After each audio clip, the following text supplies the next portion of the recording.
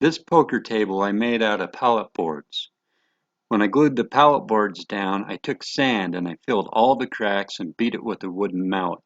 Nobody wants to waste a bunch of epoxy, so I filled it with sand, let the sand fill all the crevices, and in the end result, the epoxy I used was only 8 gallons instead of probably 15. Then I found some antique style looking poker cards, and the reason there's aces and eights right there is Wild Bill was killed playing poker with aces and eights. That's why there's bullets, shells, spent casings embedded in the table to make it look like he was killed at this table if you know the story.